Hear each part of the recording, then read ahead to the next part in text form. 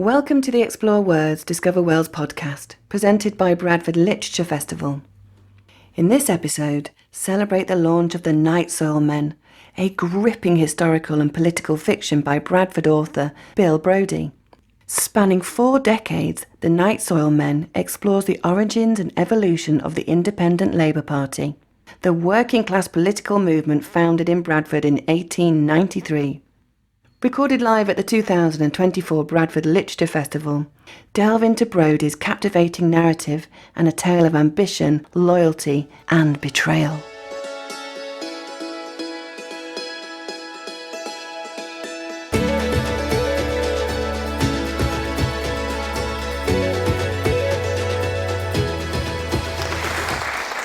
Hello. So we're here to talk about Bill Brody's new book, The Night Soil Men, which is a fictionalised account of the events leading up to the formation of the Labour Party in Bradford in 1893. Now, it's an extremely timely book, Bill, and it's come out at a perfect time. And I'm presuming you did put a bet on the date of the general election. Sadly not. I'm not that well connected, I'm afraid. We're going to leave lots of time at the end for questions and comments, so please do think of those, and we'll have a microphone roving around to help you shout out your questions. Right at the end, after the event, Bill will be signing copies of the book over in the bookie bit over there, and we're going to have a chat about the writing of the book and what led up to it and his processes. But first, Bill's going to give you a reading from the beginning of the book, I think. Is that right, Bill? Yeah, I'll start right at the beginning. So we can get a flavour of what this story and how Bill tells it is all about. So take it away, Bill. Thank you. I was delighted when I realised that this gig, which is the first reading I've done for my new book, which was published about a week ago, that the first reading for the book is set in exactly the same place that the book itself begins. The book, as Lizzie, who organises the festival, said, it was meant to be, she said. So, but, coincidences always attend these sort of things, and it is very, very remarkable.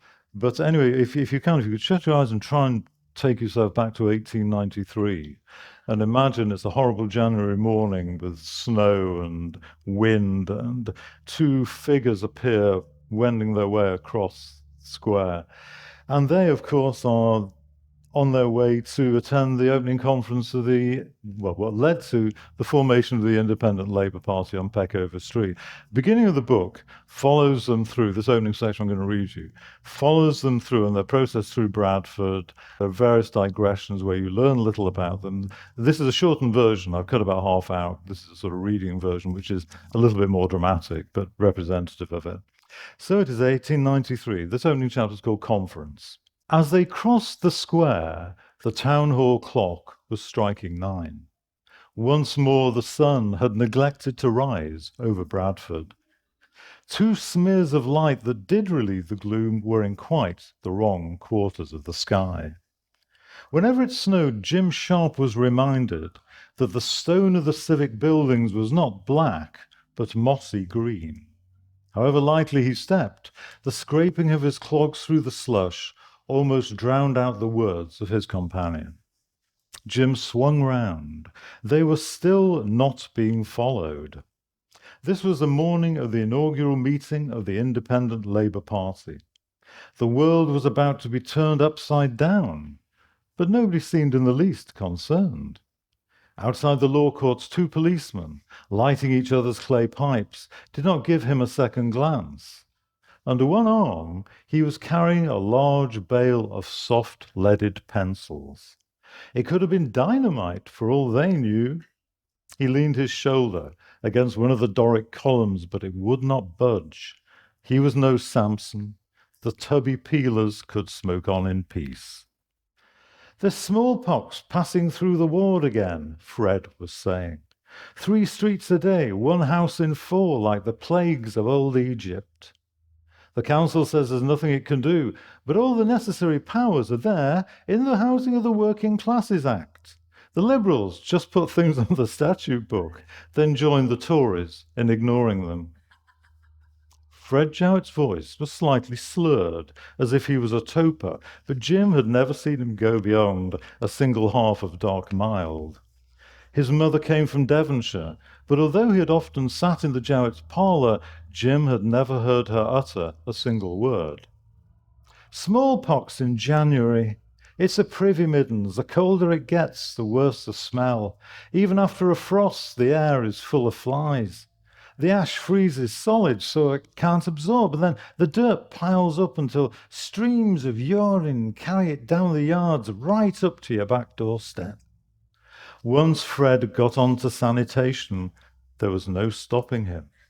How often Jim had wished that he would find a more elevated hobby horse to ride. When Fred was excited, his thick black hair ridged up like the hackles of an angry dog. Although the down on his upper lip gave him an adolescent look, he was already silvering at the temples. He didn't fuss about his appearance, but still contrived to have an almost dandified air. He wore a baggy grey suit, with a red ribbon tie that was always on the point of coming undone. Jim could actually see the thoughts and emotions passing across those pale features. It was like prizing open a fob watch to reveal the cogs and wheels whirring around inside.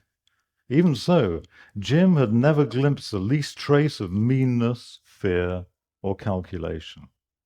He wasn't sure whether to envy Fred or to pity him.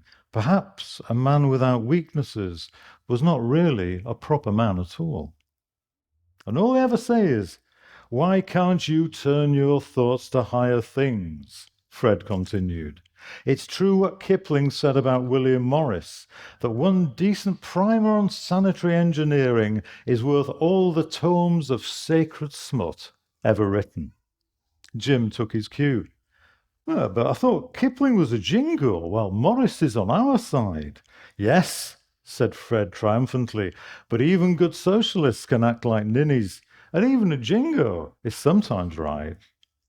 Jim decided not to inquire where he could obtain some of this sacred smut in order to reach a properly informed judgment. Before they had set out together, he had wagered Fred that in crossing the city they would not see on a single face anything approaching a smile.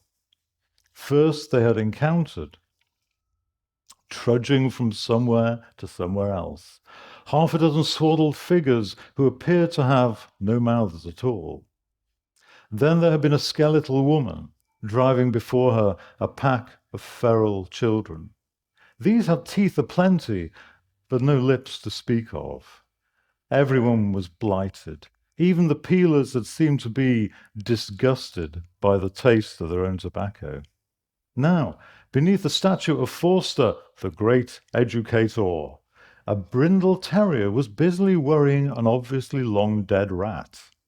On seeing them, it dropped its trophy and danced a little jig, revealing that it was missing a foreleg, then put its ears back, opened its jaws, and rolled out its scarlet tongue. "Nay, Fred," said Jim before his companion could speak, "dogs don't count." At the bottom of Chapel Street, the gates of the mills burst open, and they were engulfed by a great flood of humanity. The night workers had reached the end of their shift. Perhaps it was only to be expected that as the two men approached their appointment with history, they should find that everyone else was heading in the opposite direction. The first wave had separated them. Jim watched Fred forging up the hill as he himself was jostled sideways. His friend's mouth was still moving, even though he was no longer at his side. Jim was bigger and stronger, but stiffer and slower and bandy-legged, the result of childhood rickets. In the event of his meeting a pig in a passageway, perfect strangers were always telling him, it was unlikely that he would be able to stop it. Even when he was not carrying 200 pencils, he would walk, for the sake of symmetry, with his elbows pointing outwards. Crowds terrified him. He felt swallowed, like Jonah in the belly of a whale. There had been rumours of kidnappers who, taking advantage of the press, would roll their victims up in carpets. Surely even the clay pipe policeman would notice gangs of roughs lugging wriggling lengths of Axminster. He saw that Fred had stopped and was peering through his chipped eyeglasses. Everyone found this myopia endearing rather than comical. It was as if he could never get your face into focus.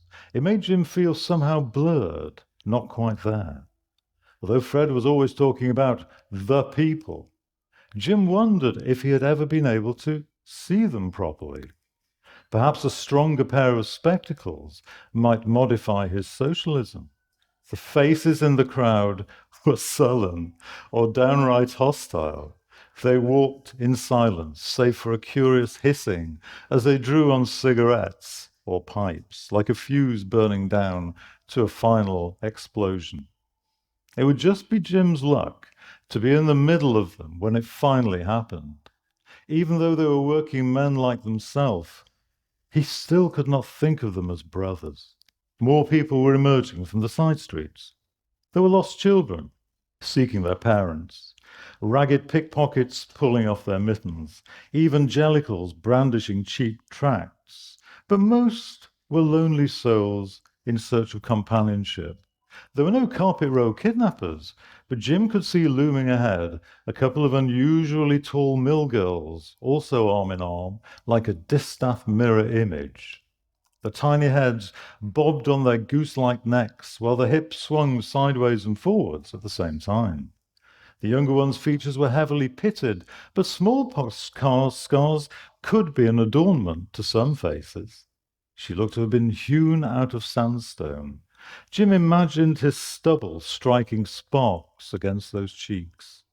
Her companion resembled a ship's wooden figurehead, salt-stained and faded.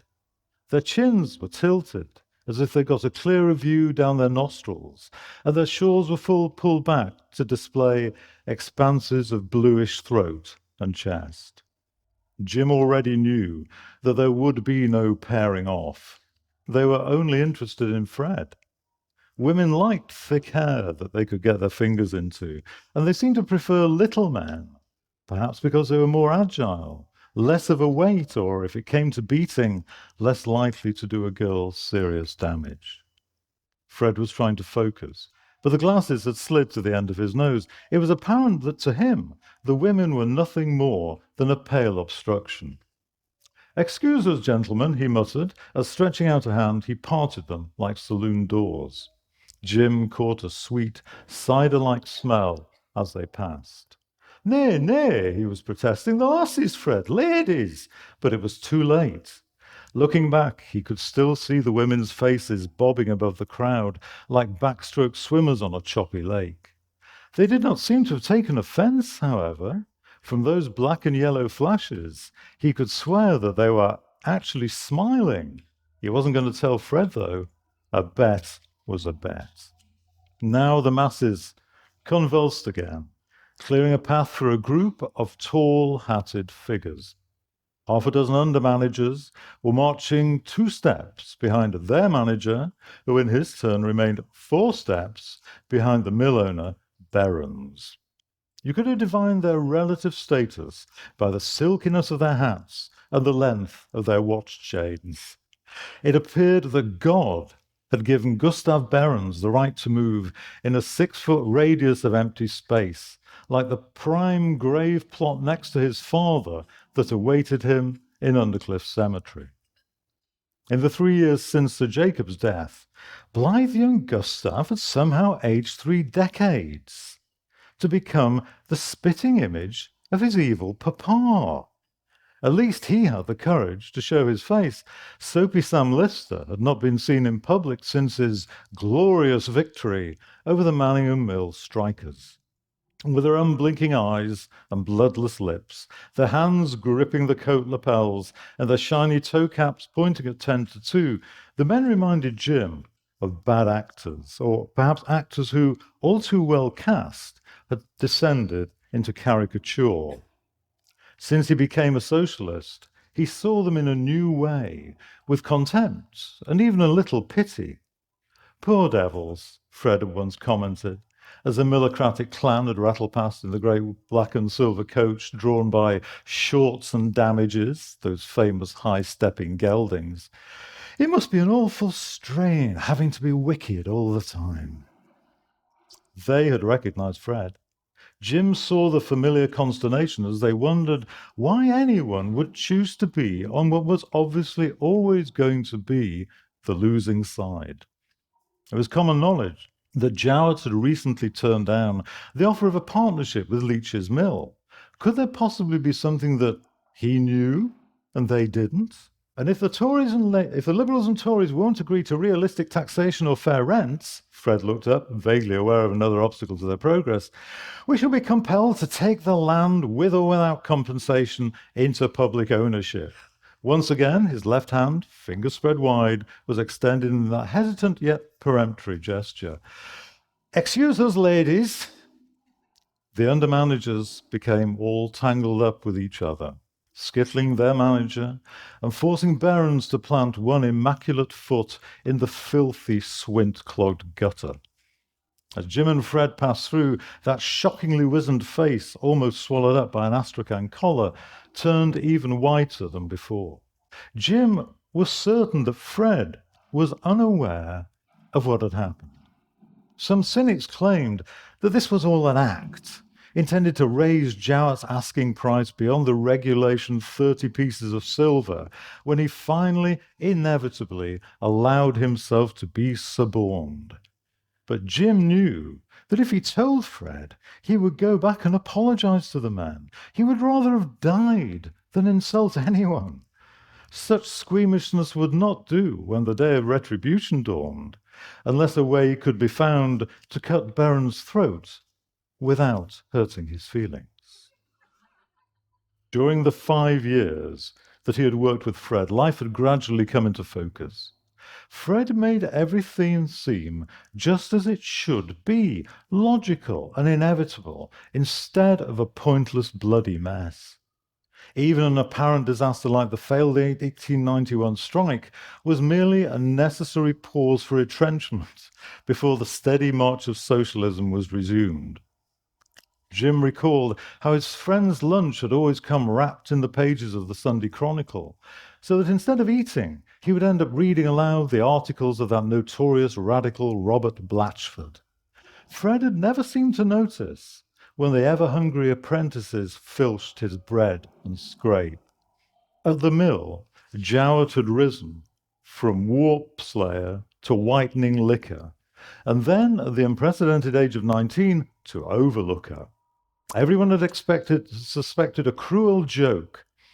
Fred certainly had the delicate fingers for loom work, but how on earth could he carry the warps up and down the steep staircases between sheds?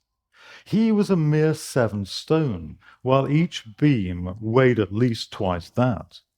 But Fred had been practicing for years, building up his arms and upper body in readiness for that moment. Although the tiny form disappeared beneath its burden, the beams then proceeded, seemingly of their own volition, to fly dizzyingly around the building. It was not Fred's outspokenness or election to the council that disturbed his enemies. It was the memory of those beams. A recent public meeting had been addressed by the sitting Liberal MP for Bradford West, Briggs Priestley, who had just talked out another feebly reformist factory bill. Fred had risen and silently pointed at the wretched man, who, as if a war plume had been launched unerringly towards his head, had flinched so violently that he fell off his chair.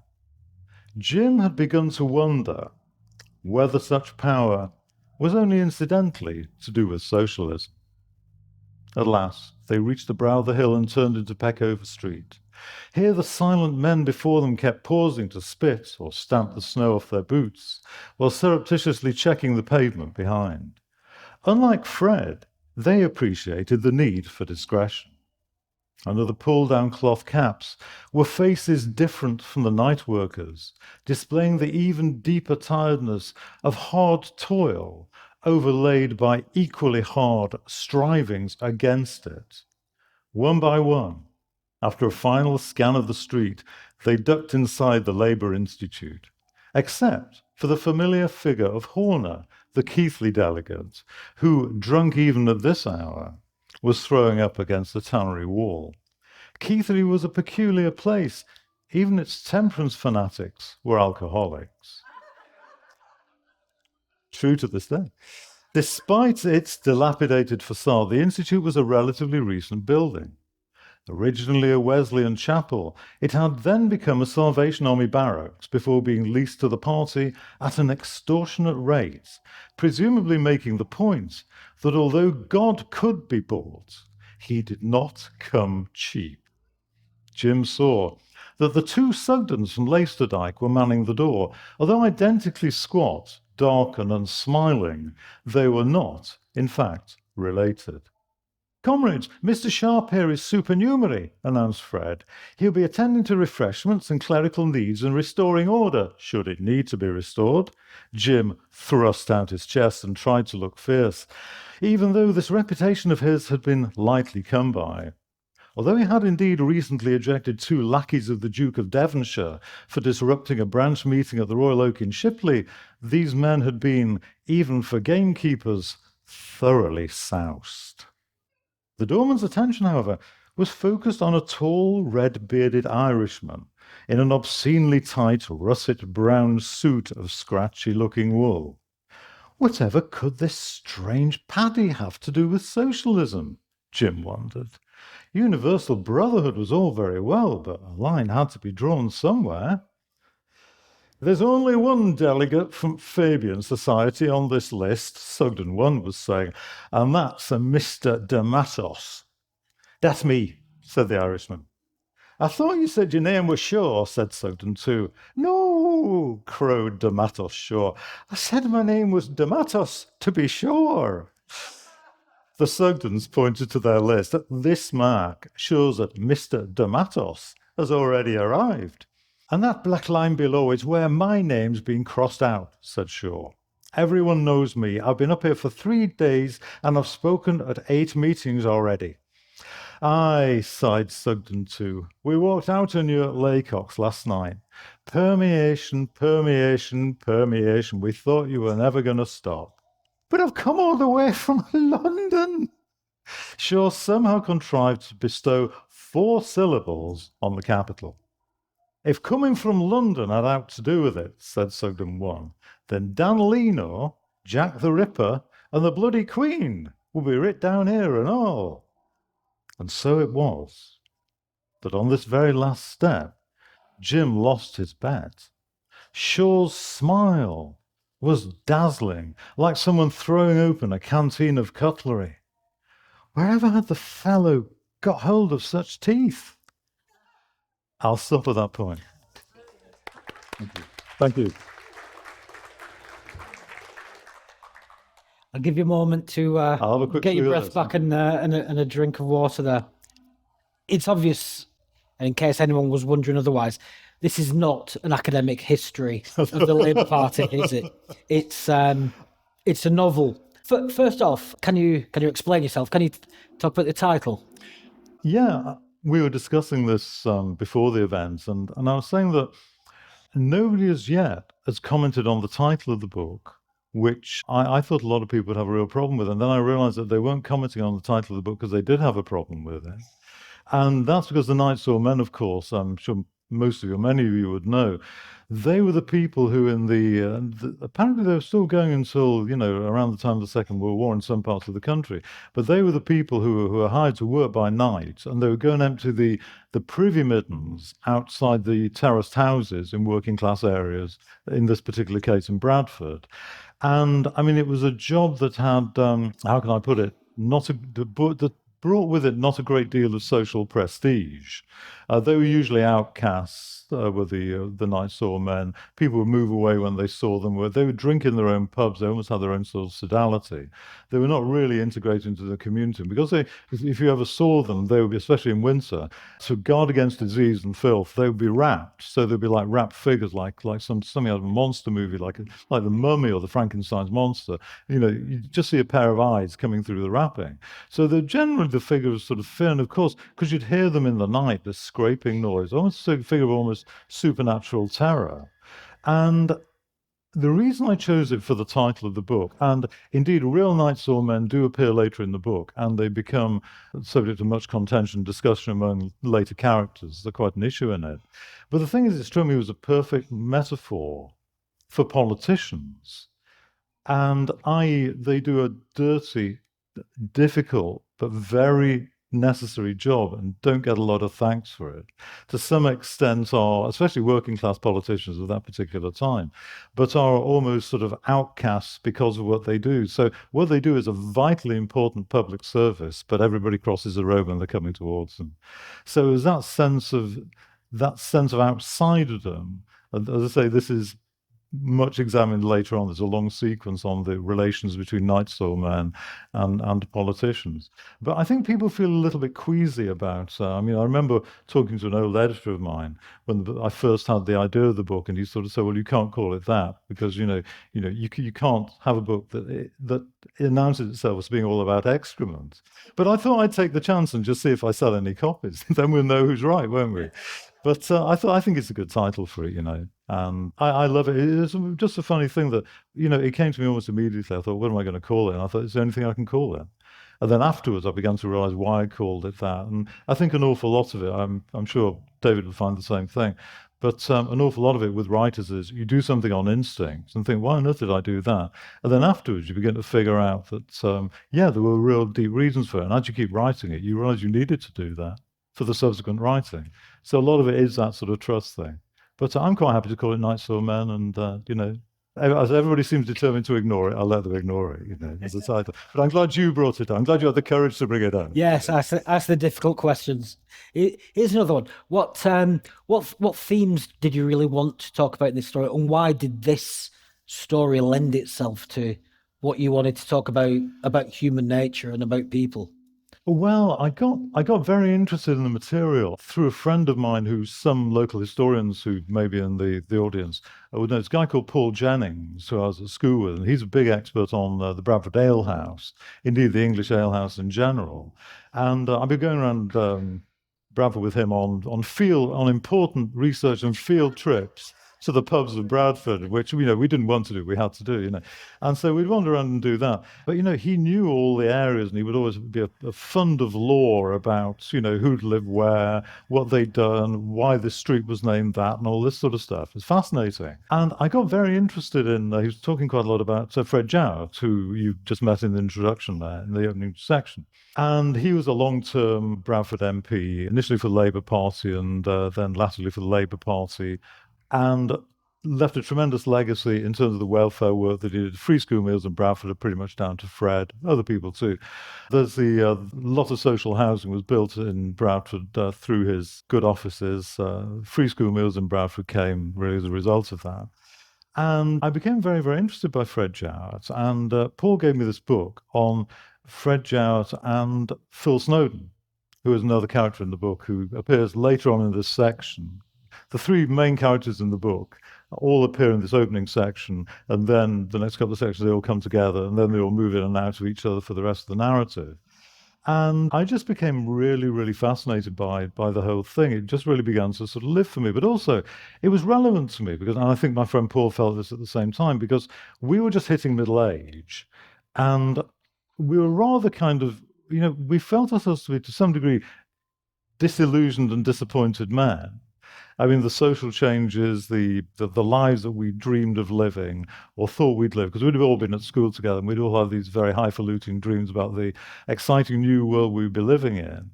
We'd hit disillusion, and, a lot of friends of mine were having bad times. Friends of mine died around that time.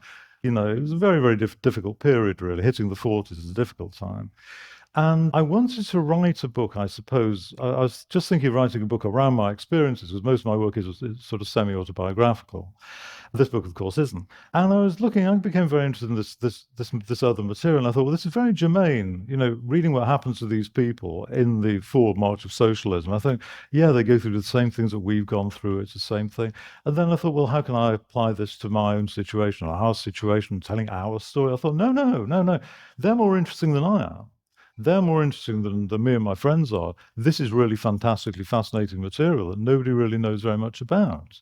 And of course, there are some good academic studies, but because they're academic studies, you can like get a faint whiff of it, but the stuff doesn't really live. You don't feel it at your nerve ends. You don't feel what it would be like to be there and living that life and knowing these people, being intimate with them, being part of their lives. And I mean, I really find, in a curious sort of way, these three main characters, or I should just slightly to digress, three main characters are Fred Jowett, who you've met, Philip Snowden, who he meets in later on in the second chapter, and a third person who is not local. This guy is a Scouser, and he's called Victor Grayson. And he is largely forgotten now, although there are biographies. But he's generally, when he is remembered, he's always known as the great lost leader of the Labour Party. And his story is unutterably fascinating, and you couldn't make it up. All I can say is he's the most fascinating character, a force of nature, absolute enigma, endlessly fascinating. I wanted to try and get inside somebody who is sometimes the devil, sometimes an angel, sometimes all too human. And I wanted to write his story as well as on top of the local stuff. So the material took me over. And from just simply writing a book that would be sort of just me and my mates falling over and complaining about stuff, this was a more important story, and I started writing it. That's how I got into doing it. Yeah, it's interesting you talk about Grayson, and who is perhaps not as well known as the others, and he was able to become like almost an avatar for you to explore the world in a way. So yeah, well, I mean, I love all the other characters. So I mean, he doesn't take the whole book over, and in fact, oddly enough, I think what really happens in the book is a very, very strange thing. The three characters very, very gradually all merge into one. So in a funny way, at the end of the way, it ends with a funeral. It ends up with Philip Snowden's funeral. Well, a ceremony to mark Philip Snowden's funeral up on Lincolnshire Moor, just up above Keighley.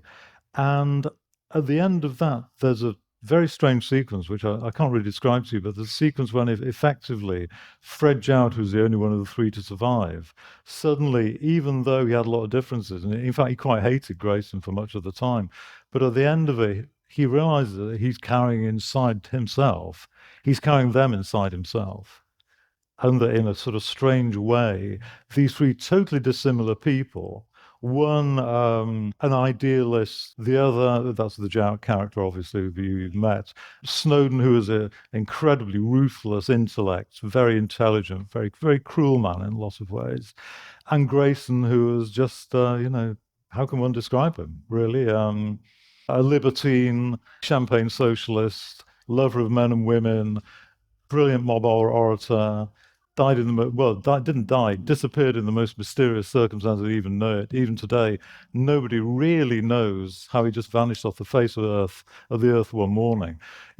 Absolutely fascinating stuff. But at the end of it, Fred, who seems to be the most boring of them, you realize he's taken it all on board and he's carrying it with him. And so all the limitations that Jim Sharp sees at the beginning of the narrative, he's lost by the end of the narrative. And he goes on into the future, and he is the future of socialism. And that, I suppose, is the thrust of the book. I didn't even realize that sort of shape in it until relatively recently, when I was just sort of talking to a friend of mine about it, and he made me realize the shape of it.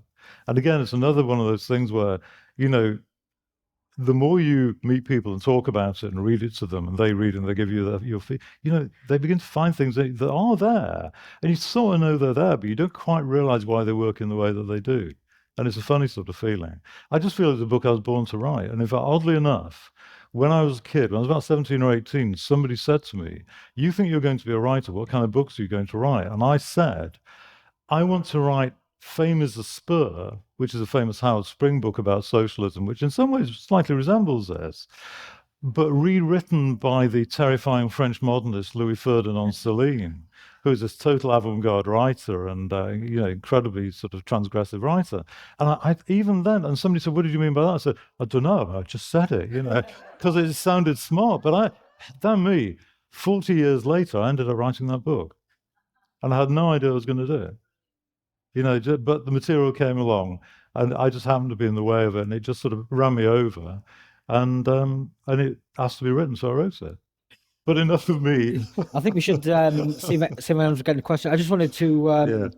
point out, obviously, it all happened a long time ago. You've got historical records, you've got biographies, but you've obviously had to make these characters three-dimensional in fictional terms. I did like the fact the Daily Mail reviewed the book, and I don't know if it seemed like almost begrudging for them to say how good it was, but they did mention that you use sex lives to make the characters live on the page, which I thought was quite funny. I think actually Victor Grayson's the only one who really has what you call an interesting sex life. The others are pretty straight ahead, really. Yeah, but no, I mean, I was amazed by the Daily Mail. Yeah, but strangely enough, they did like it. I've never been reviewed by the Daily Mail before. And its first review was the Daily Mail. So, but I think now everybody will say the Daily Mail likes it. We're not going to touch it. Does anyone have any questions they would like to ask Bill about the book? Gentleman at the front, thank you. I'm always confused by the ILP and the Labour Party. Yeah. But also, I always thought that it was founded like during the Manningham Mill strike rather than after. And that last thing is, was it actually founded in the on Peckover Street, corner of Church Bank? Yeah. That's when they had the inaugural meeting. Oh, I should, by the way, mention, I'm sure most people sort of gathered it, but my Irish accent's so terrible. George Bernard Shaw was at that meeting, and of course it's Shaw who's trying to get into the meeting, and they won't let him in the meeting. So that, just in case my accent didn't convey it. I really like George Bernard Shaw, and I wanted to bring him in. He does reappear in the novel occasionally as well, because he's quite an important minor character. And now it was interesting. I mean, obviously, talk of founding a party, and I mean, part of what happens because there's a long description that follows what you just heard, which is the meeting itself. And so they're all trying to decide on a name, and they're all arguing about it and stuff like that. I mean, certainly it was being bruited abroad with the Manningham Mill strike that it was about time to form a party. And this meeting was called to, thrash it out. All the various factions were there. So you had Heineman's, the Social Democratic Foundation. You had Keir Hardie, and they said Keir Starmer. Keir Hardie, the better Keir. Keir Hardie was there, and so that was it. But it came. I mean, the early history of the Labour Party is quite confused because, of course, a lot of people, until relatively recently, I think, used to date the beginning of the Labour Party from the founding of the Labour Representation Committee in 1900, which is a sort of later thing. But no, I think you can say, I mean, it was coming for a long time, and it had almost, by the time the meeting took place, it had almost formed itself. It didn't really have an agreed name. But they came out of that with a program, a prospectus, with an identity forged. I mean, it was a long and fractious meeting. I mean, it's quite a funny read. And of course, when you read the accounts, it's just gold dust, the material. I mean, it's so brilliantly funny and interesting and witty. But quite interesting, I was talking to David earlier about sources, and I had a little rule with my sources, which was that I read everything I could find, which is a great deal, because I researched it while writing it, for the best part of 10 years, over 10 years, and I had the idea around for longer. But the thing was, I made it so absolutely scrupulously.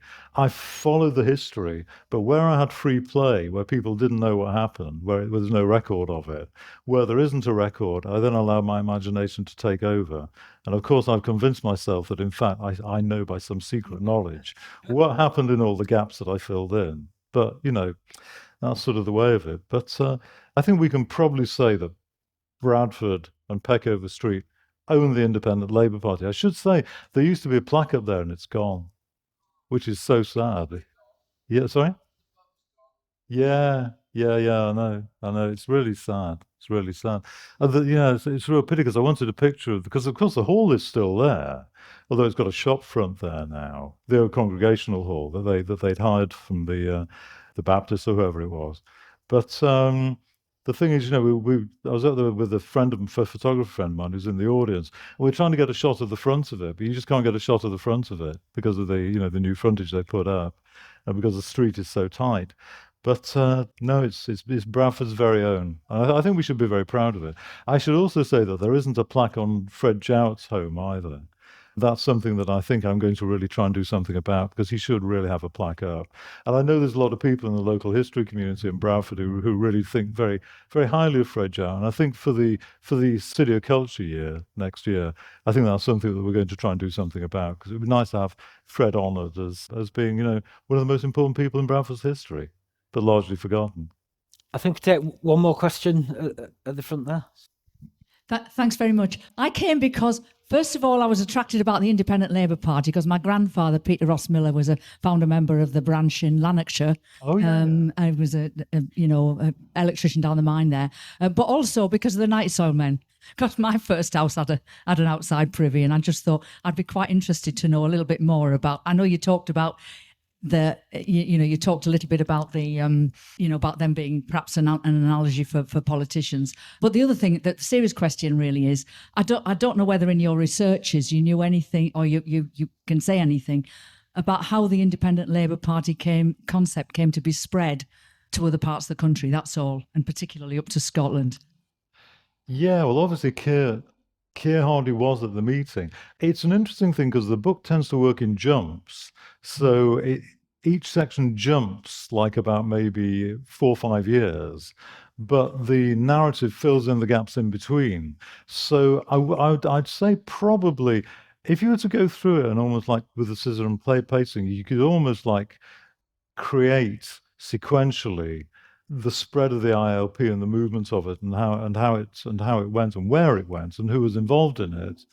But as it's spaced out throughout the narrative, you read the whole book, it will probably come in almost subliminally. What I didn't want to do is just suddenly take out 5 pages and say, the Independent Labour Party did this and did that. I had to dramatise it all the time.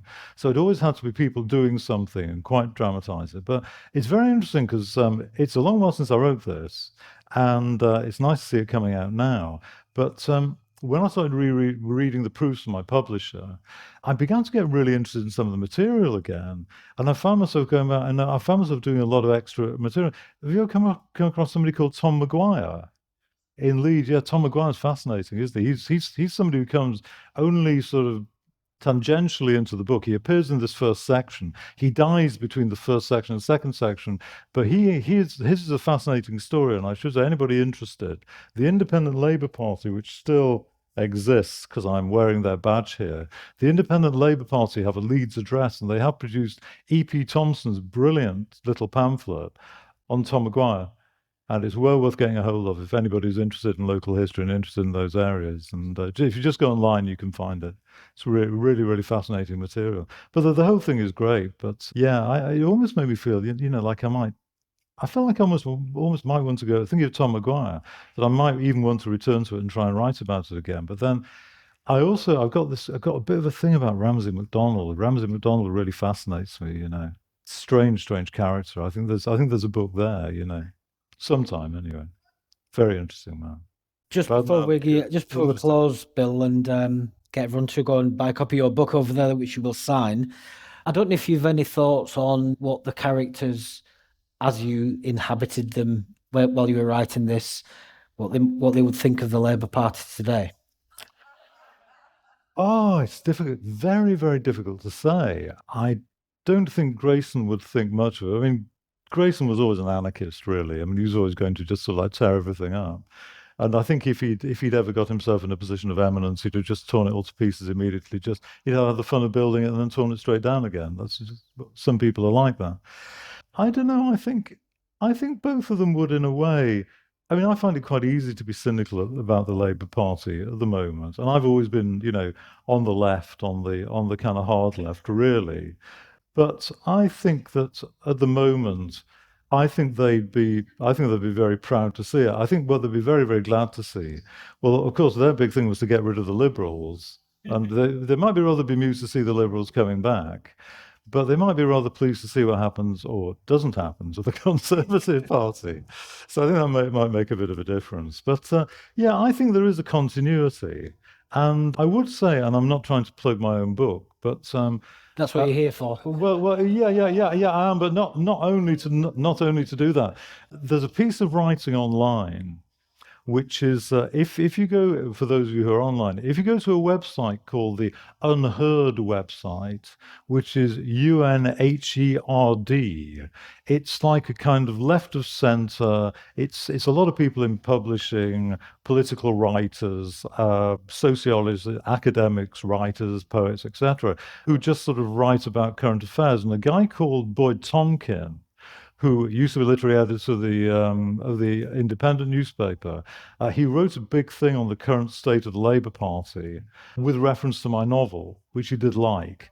But it's very, very interesting the context that he puts it into. And it's, it would take a very, very long time for me to explore the themes that he, I think, really brilliantly explores. Leave aside what he thinks about my novel. It's a fantastic piece of writing. And his whole thing at the end of it is that original Labour Party is still there underneath it all. And when I read him, I suddenly thought, do you know, he may well be right. It's not all lost and gone. Oh, those are the great days. Look at all these kind of, technocrat guys. Look at all these wonks and the party managers. I think he's right. I think the heart is still beating there. And he talks about the strangeness of Labour's broad church. And I think that strange broad church is still there. And I don't think we should be despairing and thinking, well, we got a bad hand here and, everybody's being very, very careful. I have a distinct feeling, but then I'm a born optimist, really. I have a distinct feeling that certainly Fred and Phil Snowden would both feel that this Labour Party could well be surprising us all. And I hope and pray that's true. But no, I feel very positive, and they certainly would, because they never gave up anyway. They always remained. They always remain believers through the most terrible things, really, but never lost their belief. Bill, thank you very much. Thank you. Thank you, guys.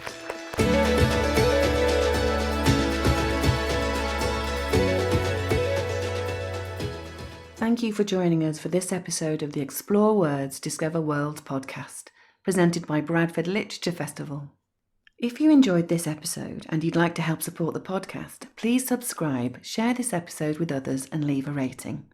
Mark your calendars for the return of Bradford Literature Festival on Friday the 27th of June to Sunday the 6th of July 2025.